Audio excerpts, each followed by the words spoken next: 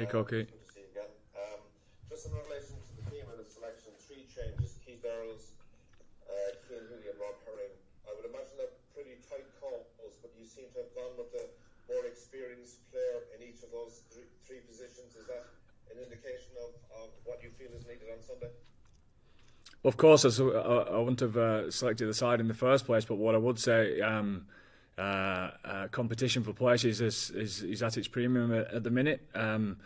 Players are playing well. Players are getting a bit more game time, coming up to speed as far as that's concerned. And players are really putting a hand up in training, etc. So it's a difficult one this week, but it's the right one for this game against Scotland.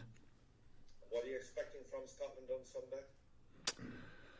Much of the same as what we always get, a fierce competition. It's always a tough battle up there at Murrayfield.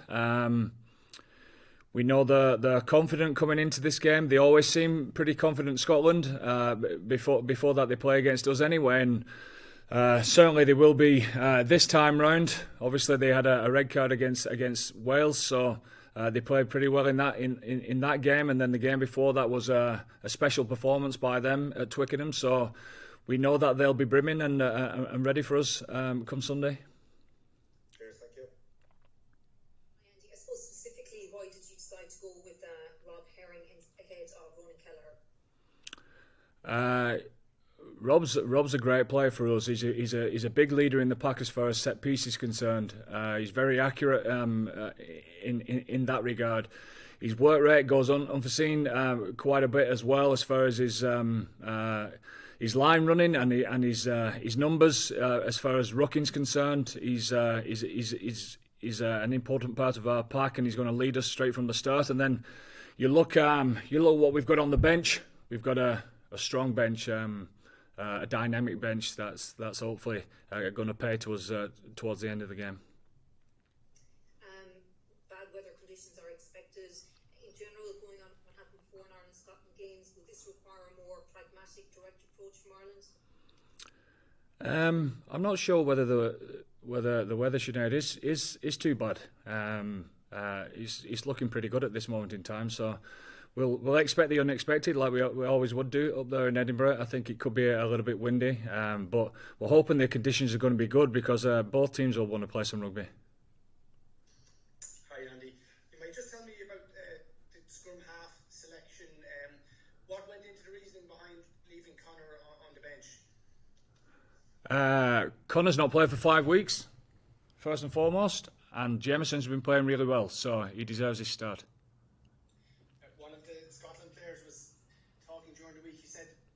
Knows what to expect from Ireland. Have you any worries that Ireland are becoming predictable? Which Scotland player was that? It wasn't a fly half, was it? No, it wasn't. I think it was Cummins. No. Look, they can say whatever they want.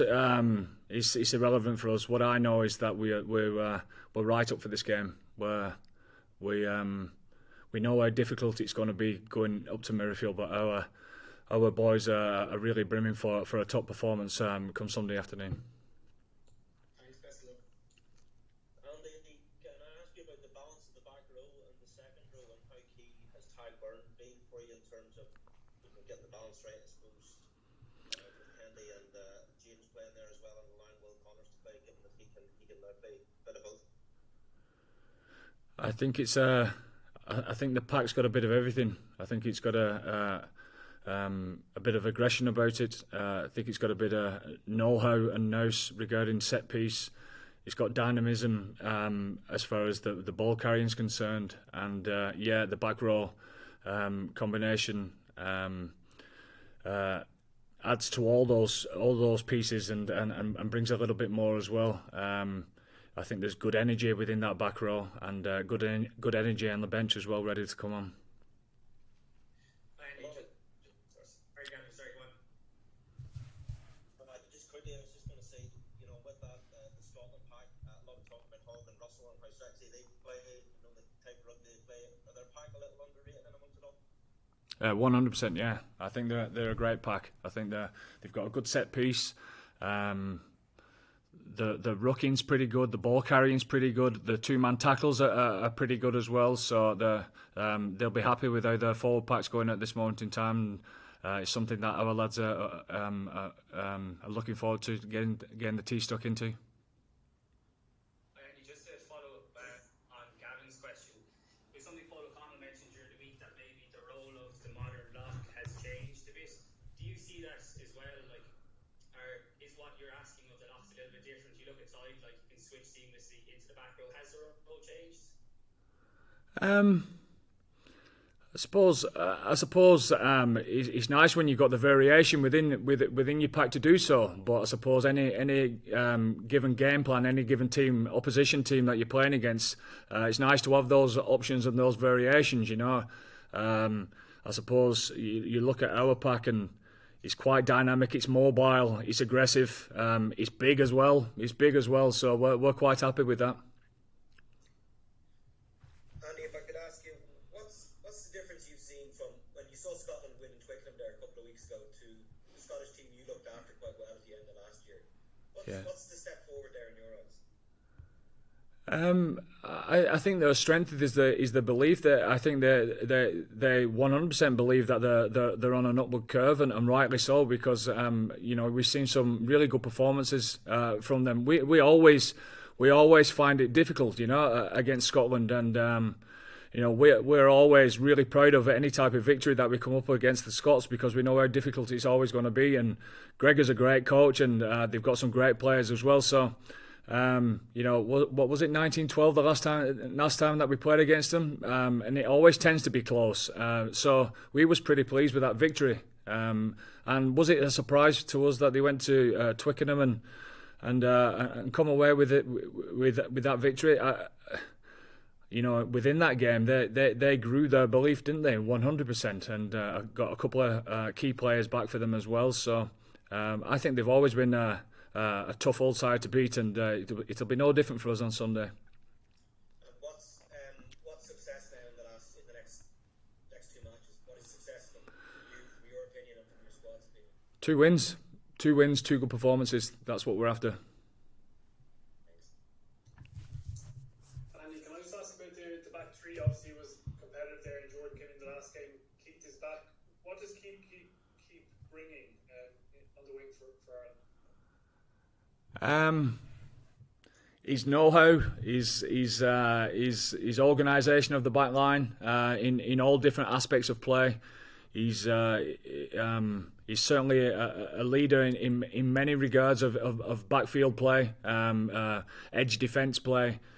He's great under the high ball. He's still as quick as ever and still as sharp as ever. And I think there's good competition with Jacob coming back as well. There's good competition that's happening there on the wing and at full back. Can I just ask you about that bench again? How excited are you about what a pretty dynamic bunch of players can do? Yeah, it's more and more so these days. It's becoming a full squad game, and those guys will certainly make an impact. We're super excited about the bench coming on and making a difference. There's some of those guys that we're really disappointed not to make the starting side, but they'll add and make a difference to the performance. There's no doubt about that. Okay, guys, Barry, you trying to get in there? Yeah, just briefly, thanks, David. Hi, Andy, hope you're well. Good, thanks. I just wanted to ask you, what are the qualities Jemison brings to the team, you think? And has he progressed a lot since you gave him his first cap? He has progressed a lot. Obviously, he was new to international rugby, and he's had some pretty. Although his international career has been quite short, he's had some pretty big experiences going away to Twickenham and being involved in some big games for us. He's more comfortable in his role in and around the side. He understands what it takes now to be a top class international scrum half and deal with the pressures of the game. And he understands the difference between the club game and the international game. So he's thriving. He's thriving in the role. What does he bring? He brings tempo, doesn't he? He brings a little bit of off the cuff type feel to the game. He plays the game that's in front of him, etc. He's dynamic. He's got good footwork, and he can ask some questions of any type of defence. So, and his game control's pretty good on the back of that. So it's a nice package to have. Thank you very much. Okay, folks, we're going to switch over now to the embargo written section.